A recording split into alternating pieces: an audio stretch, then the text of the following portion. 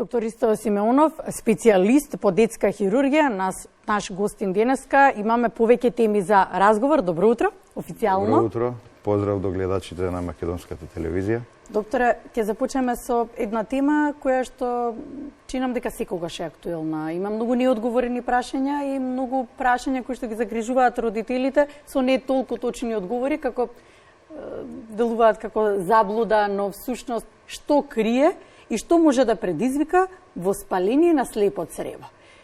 Ајде прво да дадеме вовед во темата. Слепото црево всушност представува слеп завршеток на делот цревата и воспалението настанува како резултат на обструкција на луменот од копролит, страно тело, најчесто се наоѓаат семки од сончоглед. Па то да, прво ќе ве прашаат кој е причинителот, зошто довело до таква состојба, обично кај помали деца.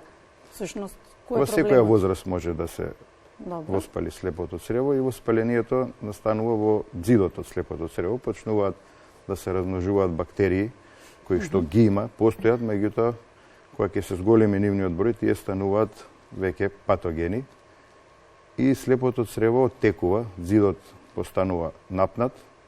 И ако во период од 24 до 36 часа не се препозна и не се направи хируршка интервенција, може да дојде до перфорација, односно да пукне ѕидот на слепото црево и да настане перитонит, односно воспаление во перитоналната шуплина, што може да биде многу сериозно по здравието и животот на детето.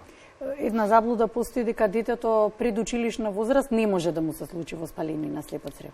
Може да се случи, меѓутоа многу е тешко да се постави диагноза кај дете до 3 годишна возраст, затоа што не соработува. Дека станува збор за прегледот е отежнат и најчесто кај тие деца интраоперативно наодот на воспалено слепо црево веќе е со перфорација. И кога ќе се случи, не дај Боже, таква ситуација да пукне, што може да се случи од таквата состојба? Благодарение на ерата на антибиотици,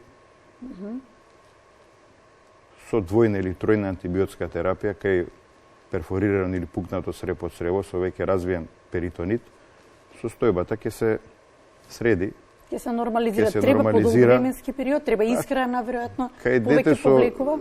Перфорирано слепо црево, постојоперативниот период е подолг, од 3 до 5, па и до 7 дена. И дома детето треба да продолжи со режим на исхрана, односно со диета. Меѓутоа, компликациите постооперативни кај перфорирано слепо црево се поголеми од адхезија, односно илеус, преплет на цревата, до други компликации како што се болка, подолготрајна. Треба ли да се следи подолг временски период да не дојде до компликација, како што велите, може да дојдат до низа Има рани и доцни компликации, најчесто се раните компликации во првите 7 до 10 дена, затоа се прават контроли првите 2 недели до 1 месец. После тоа компликациите се многу ретки. Се многу ретки. Како да се препознае дека станува збор за таква состојба? Има неколку индикатори за кои што велите, разговаравме. Клиничката слика на воспалено слепо црево е типична за состојбата, за болеста. Болката најчесто започнува околу папокот. После неколку часа се локализира десно од папокот, во десниот хемиабдомен, во десната половина од стомакот. Може да биде во левата? Многу ретко може да биде во левата, ако слепото црево е од левата страна, меѓутоа тоа е состојба која што се јавува 1 на 100.000 или може би 1 на милион случаеви, каде што сите црева се во обратна положба и дури и некои други органи се во обратна положба. Меѓутоа, типична локализација на слепото црево е од десната страна на папокот. Како се развива болеста, така и напредува и клиничката слика, може да има покачена температура, гадење, не мора. Гадење, нагони за повраќање, обстипација, запек или пролив, малаксаност, губење на апетит. Тоа се типични клинички знаци за акутно воспаление на слепото црево. Докторе, доволно ли е, или тоа искуството си го прави своето, само да може со прсти да го испипате? Обично така се прегледите од мали, ги паметиме дека се тие прегледите. Дали е тоа доволен индикатор да се знае? Доволен е. За искусен хирург доволно е со физикален преглед, со клинички преглед да постави диагноза за воспалено слепо црево. Затоа што има неколку карактеристични знаци кои што говорат дека се работи за воспалено слепо црево. Како и да е, за родителот е битно при болка во стомакот, посебно од десната страна, и другите симптоми што ги набројав, да се јави кај матичен педијатар, кој што верувам дека ќе препознае дека се работи за воспалено слепо црево и ќе ги препрати кај детски хирург.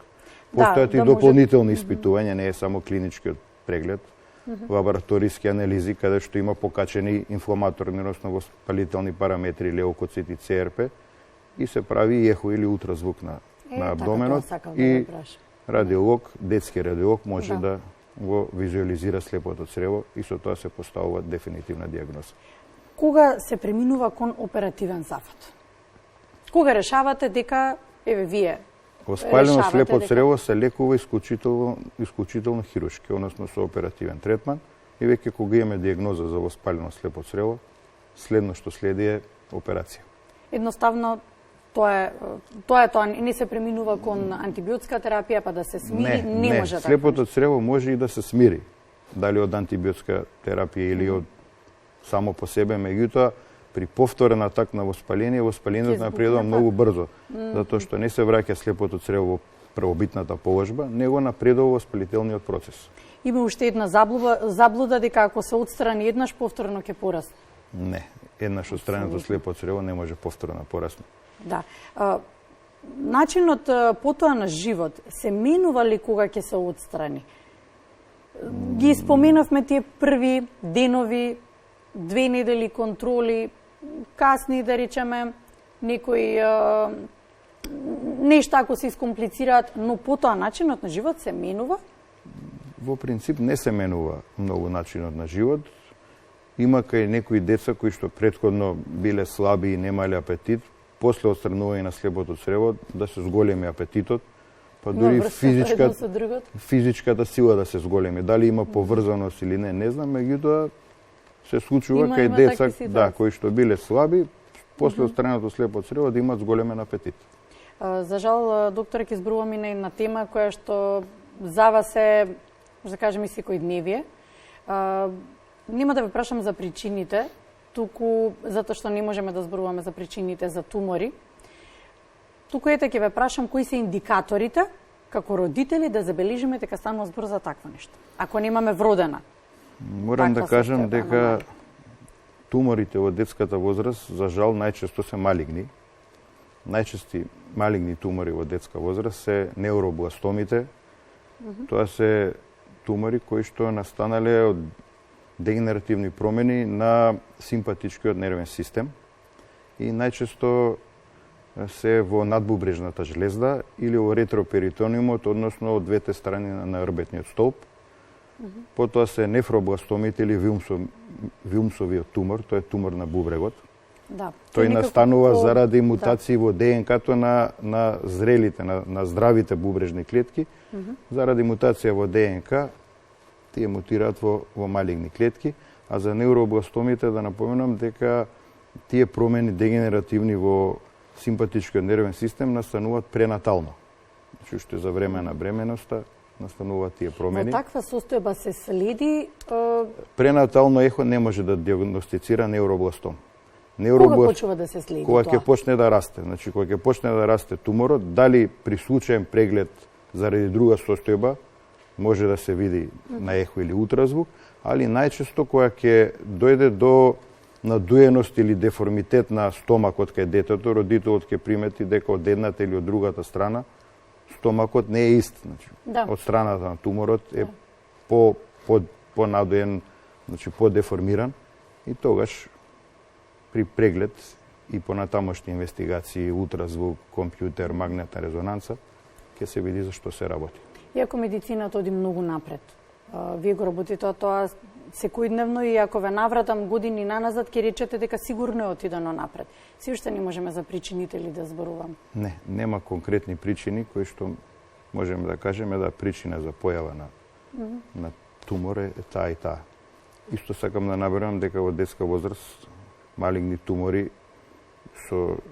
се саркомите, односно тумори на коските и метките ткива, како што се мускули и тетиви. И тука е леукемијата, односно тумор на крвта, односно на белите крвни зрнца. За жал, карактеристично за сите овие тумори е што се малигни Третманот кај туморите е операција, значи оперативен третман. А потоа?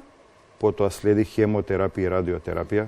Сакам да напоменам дека онколошката хирургија во детската возраст е многу комплицирана хирургија, затоа што од една страна треба да се извади туморот во целост, а при тоа, посебно кај неуробластомите и вилмсовиот тумор, големите крвни садови, главната артерија и вена, аорта и вена кава, се избуткани од туморот, односно се залепени за туморот и треба многу внимателно и прецизно да се одвојат, затоа по мене онколошката детска хирургија е една од најкомплицираните хирургии. Докторе, кога ќе направите таков хирургијата завршува во тие неколку часа и постоперативно во наредни 7 до 10 дена. Меѓутоа, потоа продолжува период од неколку месеци на хемотерапија и радиотерапија, кои што за детето се многу тешки, многу болни, многу комплицирани. Некои деца тешко поднесуваат хемотерапија и радиотерапија. Кај некои тумори и предоперативно се дава хемотерапија. Така тоа е еден многу долг, болен процес на борба за живот. Буквално како што кажавте, кога имате таков зафат, кога ќе го извадите туморот, можете да предвидите течение понатаму? Се чека патохистолошки резултат. Значи, секогаш се чека буквално кажам да знаете со што си имате работа. За да се знае, во принцип, се знае дека е малигни тумор. Али во кој стадиум не може да знаеме се додека не добиеме патохистолошки резултат, каде точно ќе се опише стадиумот на болеста и туморот како реагира на хемотерапија и тука ќе се знае до некаде прогнозата на болеста. Освен тоа што споменавте мишето кај детето да нема симетрија, кои се некои индикатори за родителите? Замор, не напредува тежина или има губиток на тежина, нема физичка сила, губење на апетит, бледило, затоа што може и да има редукција на крвна слика кај малигна болест. Најчесто тие се може индикатори. Може во обична крвна слика тоа да се забележи? Кај некои тумори може. Да. А кај некои, за жал, и потешко иде диагностицирање? Потешко, али веќе кога ќе имаме таква состојба, мораме да ги направиме сите потребни инвестигации и целокупниот третман. Да. Вие сте докторот кој што ја направи првата трансплантација на бубрек кај дете во Македонија во 2009 година. 2009 може ли да ве вратам во 2009 година? Да. Од таа перспектива и прв пат кога верувам дека кај вас, особено како доктор, освен што го надополнувате вашето портфолио, кај вас имало сигурно емотивна, посебна возбуда целиот тој процес дека се случува за прв пат во Македонија. Да. Како добар познавач на таа, да речеме. Сето тоа беше како една бајка. Беше предизвик за целиот тим. Ја направивме првата трансплантација во 2009 година. После тоа се направени уште 12 трансплантации на бубрек кај дете. И потоа напреднати сме во тој дел. Сакам да кажам дека болницата Аџи Бадем Систина ги исполнува сите услови за правење, односно вршење дејност трансплантација на бубрек, не само кај деца, туку и кај возрастни. Во Аџи Бадем Систина има комплетна екипа на доктори, медицински персонал, опрема, инфраструктура, меѓутоа се уште чекаме одобрение од Министерството за здравство. Се надевам дека некој министер ќе има слух да го одобри тоа. Се со цел да се помогне на граѓаните. Кога сме кај децата на оваа тема, има ли напредок пред 2009 година, ако тогаш беше чудо што се случи, еве сега сме 2023 година. Како е на оваа тема кај деца? Кај деца трансплантација на бубрек има технички напредок во однос на опрема, на потрошни хируршки материјали, во однос на предоперативни анализи, крвни групи, ХЛА, типизација. Има ли голема потреба од вакво нешто кај дете? Најчести причини кои што доведуваат до откажување на функцијата на бубрезите кај деца се наследни причини, вродени аномалии, потоа може да бидат наследни болести, инфекции чести или нефротски синдром, обструктивни уропатии или рефлуксна болест, сето тоа доведува до откажување на бубрежната функција. Постојат два начина на трансплантација. Едниот е преемптивна, односно пред да откаже комплетно бубрежната функција, да се направи трансплантација без претходна диализа. Тоа е полесниот начин? Тоа е подобриот начин за детето. Меѓутоа, ако веќе мора детето да се стави на диализа, најчесто тоа е перитоенална диализа, која што родителите ја прават дома, навечер, секоја вечер, по неколку часа, тоа да не биде подолго од 2 години. Значи, во наредни 2 години да се направи трансплантација на бубрек. Животот на диализа е многу тежок и за детето и за родителите. Затоа што детето, верувам, навечер спие, меѓутоа родителите, додека трае диализата, не може немаат да спијат. мир, значи мора да гледаат што се случува. Ќе ве прашам и за квалитетот на живот. Потоа? Имаат квалитетен живот, примаат доживотна имуносупресивна терапија и имаат квалитетен живот како и сите Според други деца. случаите досега? Сите случаи се во добра кондиција. Го знаете детето, еве, години после тоа што го оперирате? Да, во контакт сум со сите деца. Веќе се момчиња. Да, веќе верувам, да. Ако навратам повторно, не само на оваа тема, и на повеќе теми во делот на детската хирургија, обично станува збор за една многу комплексна дејност во делот на здравството. Дали сме напреднати во Македонија? Да, ние го држиме чекорот со сите европски центри. Учиме се, едуцираме, набавуваме опрема. Пак сакам да напоменам дека во делот на третманот, во делот на операциите. Во болницата Аџи Бадем Систина има комплетен тим од педијатри до доктори на детска интензивна нега, детски хирург, современи операциони сали, детски анестезиолози, детски радиолози. Детска хирургија во Аџи Бадем Систина е на високо ниво. Добро, детската хирургија е комплексна затоа што фаќа од општа детска хирургија до детска траума, урологија, абдоминална хирургија, неонатална или новороденечка хирургија, онколошка хирургија. Сите хирургии на едно место.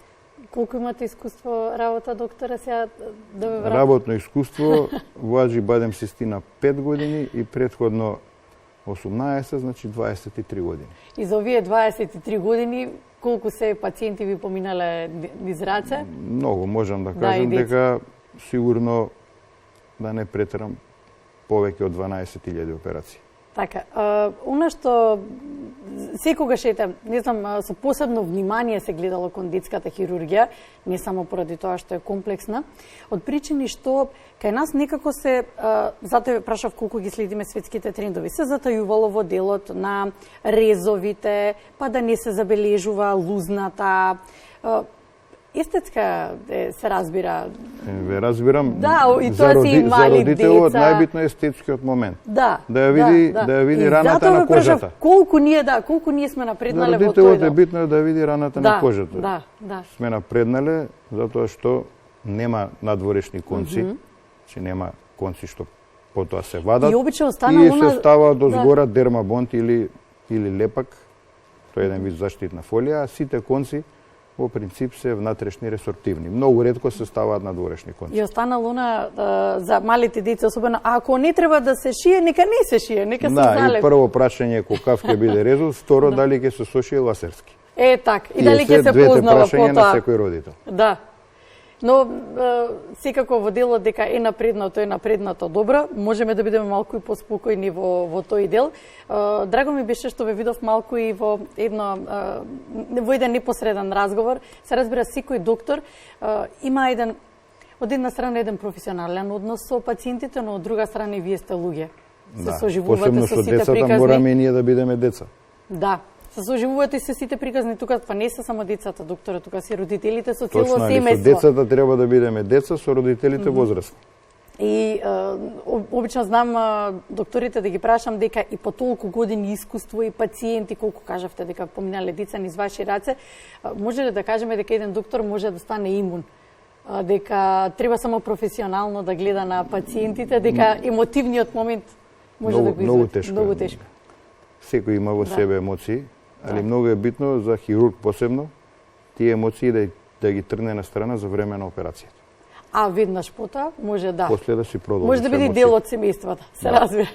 Ви благодарам за разговорот. Ви благодарам на вас за Да, поканата. се гледаме, се разбира и во друга прилика и на други теми. Комплексна е детската хирургија. Многу. Опфаќа многу теми, ќе Една од направиме. најтешките специализации.